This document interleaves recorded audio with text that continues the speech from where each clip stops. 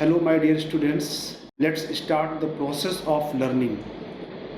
In this process of learning, we are going to know about the journey, which imparts us not only experience but also knowledge of that particular area.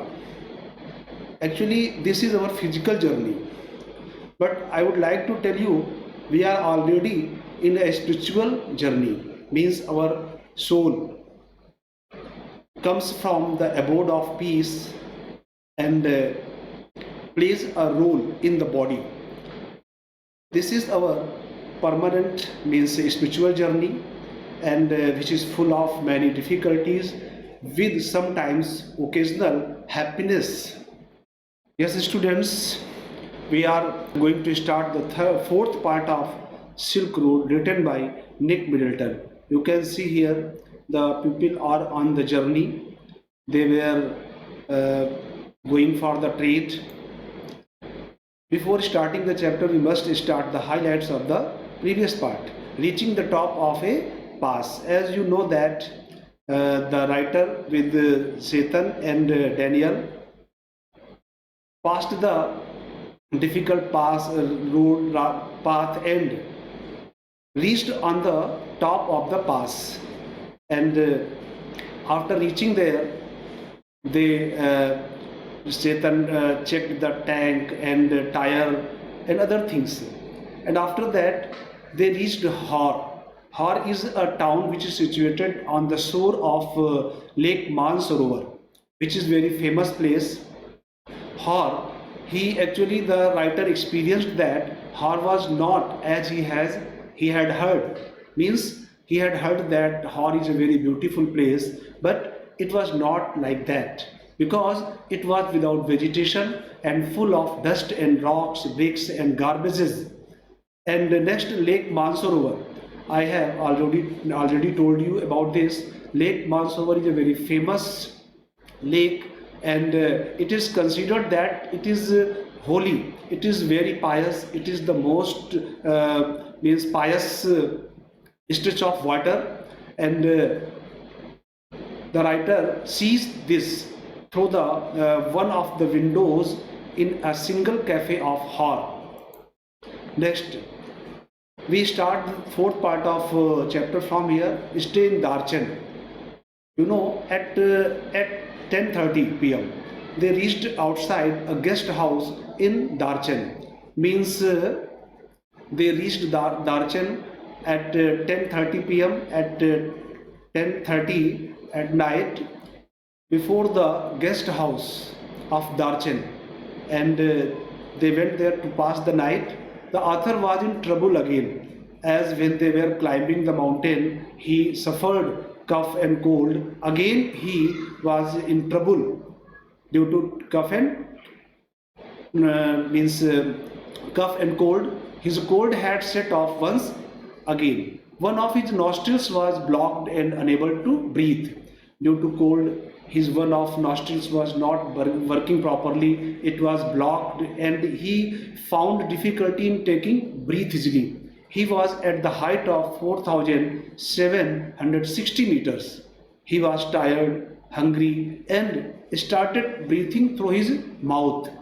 Actually, he was so tired and hungry, and his nostril was also not working properly. So he took the breath through mouth. While dozing off, means जब वो सोने जा रहा था, while he was going to sleep, he woke up abruptly. Abruptly means suddenly. All of a sudden, his eyes broke, means woke, means opened, and he felt heaviness in the chest and sat up. Then felt better, means he felt some heaviness, heavy in the chest due to problem cold and cough. Then felt better. And again he tried to sleep. Then again the same situation came before him. He stayed awake all night in this way. And next, Chetan took him to the Darchen Medical College. You can see here in the picture, this is the scene of Darchen Medical College. Next morning, Chetan took him to the medical college as he needed treatment. looked like monastery. Actually, the medical college looked like monastery, एक मठ के समान, एक मठ के जैसा दिखता था, which was headed by Tibetan doctor. Just cold and effect of altitude, means he told him that it was just only cold and effect of altitude, means height. It was nothing else. It was a minor problem. It happened due to the cold and altitude. The doctor gave a 5-day course of medicine of 15 doses. Means the doctor gave him 15 doses of medicine for 5 days.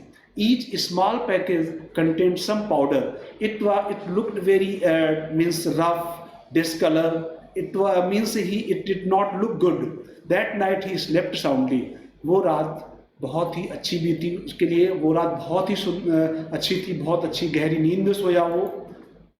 The scene of Darjan. Now students, I am going to tell you the scene of Darjan. बच्चों, now Chetan decided to return to Lhasa. Now when he saw that he had recovered, now there is no problem to the writer. He decided to return to Lhasa. It was also a dusty place with heaps of rubble here and there. Means Darchen was also a very dirty place. It was full of garbage heap, and there was no vegetation. It was just like Hor. There was no much difference here. It had a couple of general stores selling Chinese cigarettes and soap and prayer flakes. Means वहाँ पे दो एक दुकानें खुली हुई थी जो ये नॉर्मल चीज़ें, सिगरेट है, सोप है, प्रेयर फ्लैक्स है, ये सारी चीज़ें वो लोग बेचते थे. No hurry and no bustle in the town as there was no pilgrims. Now students, I would like to tell you that there was no hue and cry because it was before season of Kora, and there were no pilgrims there. Means pilgrims had not reached there because it was the previous time of Kora. Next, meeting with Norbu. Now at the last, the writer as waiting for someone to accompany him for the Kora. During the pilgrimage season, visitors set up their tents.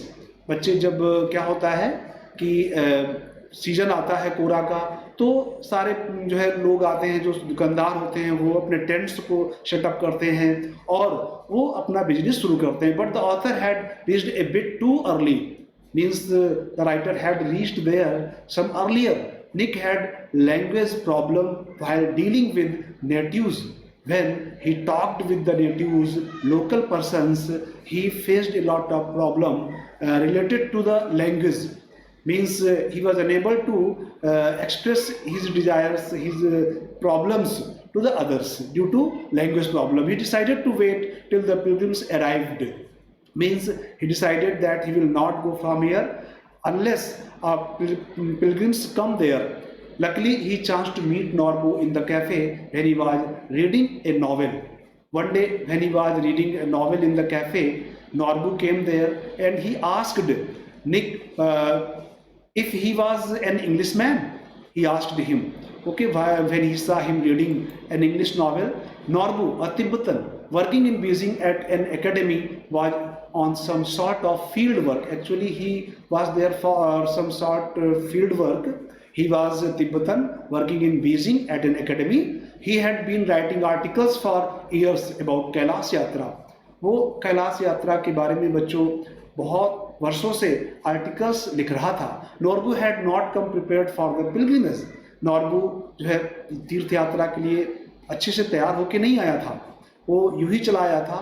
Nick considered him an ideal companion, but Nick thought that he must be his ideal companion. They decided to hire some yaks to carry their luggage. You can see here the picture of yak.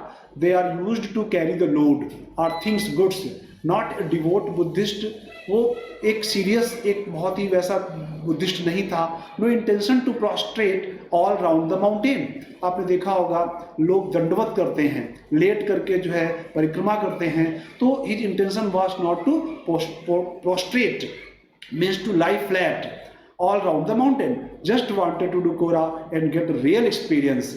उसका एकमात्र उद्देश्य था कि कोरा करना है और उसको वास्तविक अनुभव प्राप्त करना है। तो बच्चों, ये जो चैप्टर है ये हमें बहुत कुछ सिखाता है, जर्नी हमको बहुत कुछ सिखाती है।